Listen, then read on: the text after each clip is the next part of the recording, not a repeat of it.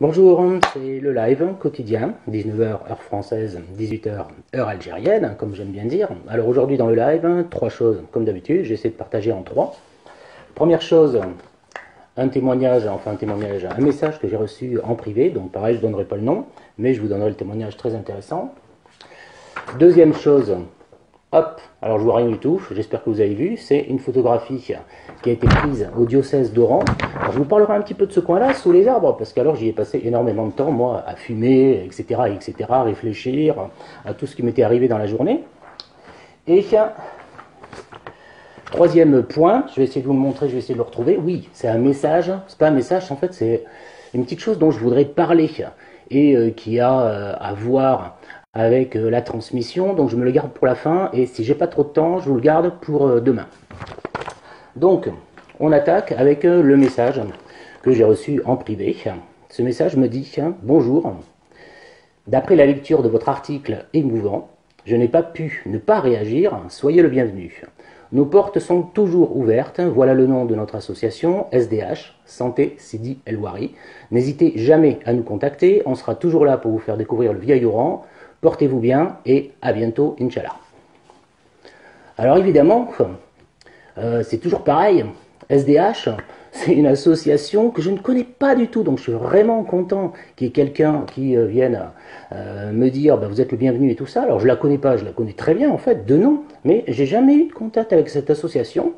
Et bon, je sais que cette association, elle est un peu mystérieuse, elle est un petit peu à part dans Oran, qu'elle est critiquée, mais à vrai dire, j'allais dire, des critiques, j'en ai entendu plein sur l'association Bel Horizon et son président Kouder Metayer que j'aime beaucoup, que je vais voir toujours à Oran quand j'y vais. J'en ai entendu plein sur le forum de Kamel que je salue ici et que je remercie pour tout son travail de mémoire. J'en ai entendu plein sur le journal de l'Oranais de Nourine que je salue ici et que je remercie pour tout ce qu'il a fait pour moi à Oran. En résumé, de toute façon, dès que quelqu'un fait quelque chose, dès que quelqu'un construit quelque chose, il se retrouve toujours avec des critiques. Donc, j'allais dire, moi qui suis très extérieur à Oran de toute façon, n'importe quelle association qui me contacte pour pouvoir aller à Oran, visiter tout ce qu'il y a à visiter, moi, je prends et je ne suis pas du tout partie prenante là-dedans.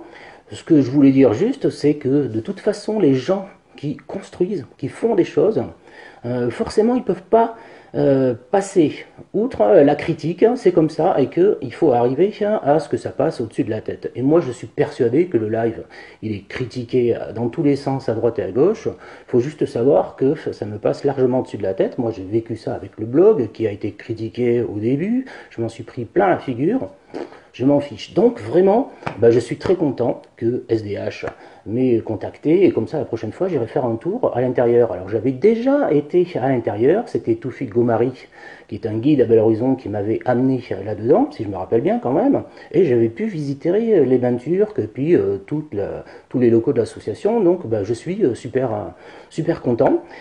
Et voilà ce que je voulais dire. Alors deuxième sujet, c'est, on va essayer de le faire bien, c'est cette pièce de théâtre qui a été jouée au diocèse à l'intérieur de la cathédrale d'Oran et elle s'appelle Pierre et Mohamed, sous-titrée Algérie, 1er août 96, c'est-à-dire la date de l'assassinat de Pierre Claverie et de son chauffeur. Alors, comme je me rappelle jamais très bien Mohamed Bouchiki, les deux se sont fait assassiner donc en 96, le 1er août 96 à Oran.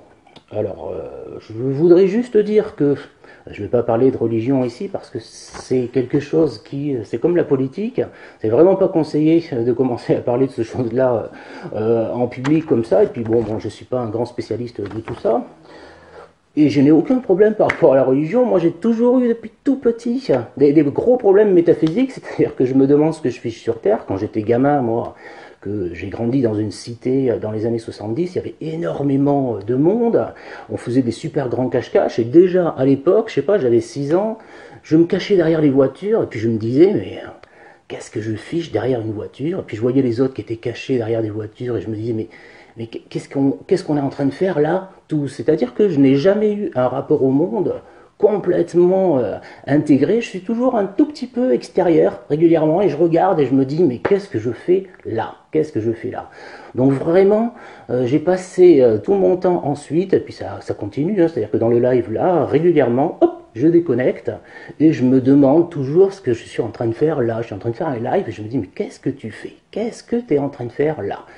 Donc je suis toujours déconnecté, si bien que moi j'ai plongé dans tout, hein. J'ai plongé dans les textes chrétiens, dans les textes juifs, dans le Coran, que par les traductions je précise quand même.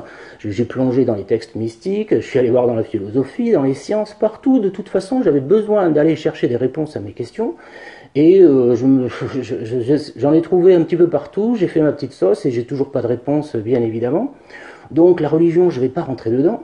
Ce que je voulais dire juste, c'est que, en fait, ce qui est fatigant, c'est quand on a des gens en face de soi qui essaient de nous convaincre. Et pas tellement dans la religion, hein, j'allais dire partout. Hein. C'est-à-dire que si je vais voir un médecin et qui me dit vous devriez dormir plus souvent Paul Soulaire, je vais lui dire, ben oui, peut-être, c'est sûr que je devrais avoir un cycle de sommeil plus régulier, mais vous devriez tester les insomnies, parce que les insomnies, c'est quelque chose qui est extrêmement créatif.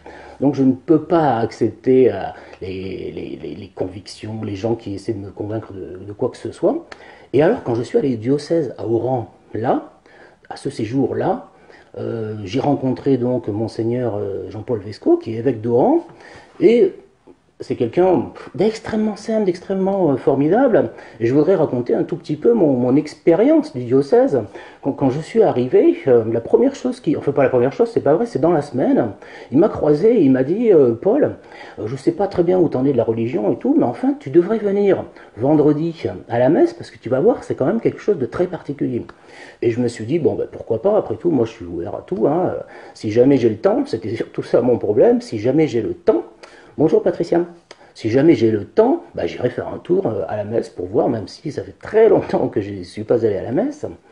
Et alors je voudrais raconter ici quand même ce que j'ai vécu là-bas. En effet, le moins qu'on puisse dire, c'est que c'était quand même très particulier. Je me suis retrouvé dans un endroit, dans la cathédrale d'Oran qui se trouve à l'intérieur du diocèse, qui était très simple. Je suis arrivé dans la cathédrale, je me suis mis au fond, parce que alors vraiment, je me disais, bon, on va voir, hein, moi je me suis juste fait baptiser, c'est tout ce que j'ai fait. Je suis rentré là-dedans, et je me suis mis au fond. Bon, et j'ai attendu un peu, et puis tout à coup, il y a la chorale qui s'est lancée, une chorale, je ne sais pas comment dire ça, une chorale gospel, parce qu'en fait, la communauté chrétienne à Oran, elle est issue des personnes qui sont subsahariennes et qui viennent là. Donc, ce sont des personnes qui, je ne sais pas, en tout cas, c'est une ambiance entièrement différente de ce que je peux vivre en France, et je me suis retrouvé avec une ambiance gospel qui est montée, la chorale qui a commencé, et alors là, je me suis mis à pleurer tout de suite. Il y a un flot d'émotions qui est monté. Je me suis mis à pleurer et j'étais au fond et je me disais, oh là là, pourvu que personne ne me voit en train de pleurer. Et j'osais même pas m'essuyer les yeux, ni rien, parce que je me disais, si je m'essuie les yeux, ils vont comprendre que je suis en train de pleurer. Donc je restais comme ça, tout au fond. Et alors j'ai passé 1 heure et demie, et je croyais que ça allait durer qu'1 heure, mais non, ça a duré 1 heure et demie à pleurer comme ça, parce qu'il y avait les chants, et puis alors il y avait... Et puis alors, à un moment, à l'intérieur, dans la messe, il y a une coupure, j'allais dire, où les gens se retournent, se serrent la main, s'embrassent pour montrer une certaine fraternité. Et habituellement, c'est juste, on se retourne, on serre la main, on se retourne, on fait la bise, terminé. Mais là, on s'est retrouvés, je me suis retrouvé dans l'église avec tout le monde qui se met à circuler dans l'église, à se prendre dans les bras. Et puis vraiment, hein, c'était quelque chose de très comment dire, très sain, très naturel. Enfin, il y avait une ambiance de fraternité absolument incroyable de mon point de vue. Moi, j'avais jamais vu ça de toute ma vie. Et alors, rien que de voir ça, hop, je me remettais à pleurer. Et puis, ça a continué. Il y avait des amis à Jean-Paul Vesco qui étaient là et ils sont allés prendre l'Eucharistie, ils sont allés prendre l'hostie. Et je l'ai vu, lui, glisser l'hostie à l'intérieur de la bouche de ses amis. Et je voyais qu'il souriait, c'était bienveillant, tout ça, c'était formidable. Il y avait une espèce d'ambiance. Et hop, je me suis remis à pleurer. Mais enfin, j'ai passé 1 heure et demie à pleurer là-dedans parce qu'il y avait une ambiance absolument incroyable, alors que vraiment, bon, je ne suis pas du tout un habitué des messes ni des cérémonies religieuses. Et je me suis retrouvé vraiment dans un état impossible. Quand je suis sorti de la cathédrale, il y avait Jean-Paul Vesco qui était là et qui accueillait tout le monde qui sortait. Je lui ai serré la main et je lui ai dit, mais j'ai jamais vu ça de toute ma vie, j'ai passé 1 heure et demie à pleurer, je crois que j'allais passer qu'1 heure. Et je suis sorti, donc ici en fait, dans cette cour-là. Salut Sarah. Je suis sorti dans la cour là et je continuais à pleurer. Je ne pouvais pas m'arrêter de pleurer pendant 10 minutes. Je fumais ma cigarette et je me disais, mais arrête, arrête, qu'est-ce qui se passe? Pourquoi tu es en train de faire ça? Et je continuais à pleurer, pleurer, pleurer. Et c'est incroyable ce qui se passait dans ce diocèse. Et je voulais dire vraiment que je suis très content qu'il y ait ce lieu-là, très particulier, avec cette communauté là, très particulière aussi, vraiment chaleureuse, parce que j'ai été accueilli, moi, au diocèse, avec des personnes qui étaient vraiment très gentilles, et qui en plus vivaient des expériences particulières avec l'Algérie, comme moi. Donc on se retrouvait à 5 ou 6 le matin, au petit déjeuner, à discuter de nos expériences particulières, et je me suis retrouvé dans une ambiance vraiment très forte. Et j'allais dire, j'y ai peut-être finalement retrouvé ce qu'il y a dans la pièce qui s'appelle Pierre et Mohamed, et dont je vais lire juste la présentation. Alors il y a un site sur cette pièce où vous avez toutes les informations, et donc je ne vais pas en raconter, et puis moi j'ai un petit peu peur de raconter des bêtises sur ce sujet-là. Si je raconte des bêtises sur Alicante, c'est pas bien grave, mais enfin sur ce sujet-là, ça m'embête quand même de raconter des bêtises. Donc je vous lis juste le résumé un petit peu de la pièce qui était: il y a 16 ans, le 1er août 1996, Monseigneur Pierre Claverie, dominicain et évêque d'Oran, était assassiné avec Mohamed Bouchiki, un jeune Algérien qui le conduisait à son évêché. La pièce rend hommage au message d'amitié, de respect, de volonté de dialogue interreligieux de Pierre Claverie, ainsi que de la fidélité et de l'amitié profonde de Mohamed Bouchiki. Alors je ne sais pas, mais j'ai l'impression qu'il y a une tradition réelle de fraternité là-dedans, qui fait que quand moi je me suis retrouvé au diocèse, j'ai été confronté à énormément de mondes très différents et une ambiance absolument extraordinaire. Enfin en tout cas moi j'ai été scotché complètement, sans compter évidemment l'accueil général. Et la petite cerise sur le gâteau, c'est qu'à chaque fois que je montais dans ma chambre, je passais devant une petite chapelle qui était éclairée en rouge, j'allais dire rouge tamisé, très, très douce, dans laquelle se trouvait la petite Vierge de 1849. Alors moi, quand j'entrais dans l'évêché, c'était tout sombre et je voyais cette petite lumière. Et alors à chaque fois, je rentrais dans la chapelle et je faisais un petit coucou à la Vierge pour la saluer et je remontais. Et puis à chaque fois que je redescendais, hop, je passais là-dedans, je faisais un petit coucou et je repartais. C'était mon petit rituel à moi. En tout cas, tout ça pour dire que vraiment, j'ai vécu une expérience dans ce diocèse, en dehors même d'Oran et tout ça, qui était vraiment très très forte. Et puis, bon, je remercie évidemment tous ceux qui m'ont accueilli parce que c'était vraiment formidable. Alors, je vais finir, puisqu'il me reste peut-être un peu de temps, 13 minutes 20. Non, 13 minutes 20, il ne me reste pas assez de temps. Je vous en parlerai demain. Vous pouvez peut-être lire ça. Il y a marqué Massub 1, la vieille dame qui ne pouvait pas parler. Et ça, c'est un petit point important quand même. C'est quand je suis allé au colloque Pieds Noirs en juin 2012, c'était le cinquantenaire de l'indépendance et il y avait un colloque qui était organisé et qui devait normalement, alors j'en reparlerai demain, qui devait normalement faire discuter entre eux des moins de 50 ans et des plus de 50 ans.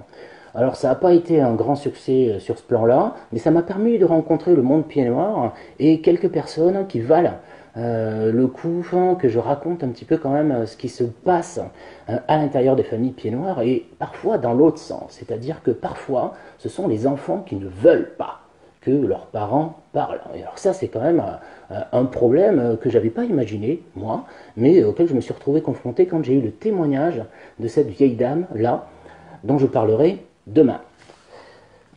Sur ces belles paroles, je vous remercie vraiment de me suivre, toujours aussi nombreux, ça me touche énormément. Et je vous salue demain, 19 h heure française, 18 h heure algérienne. Je vous dis ciao.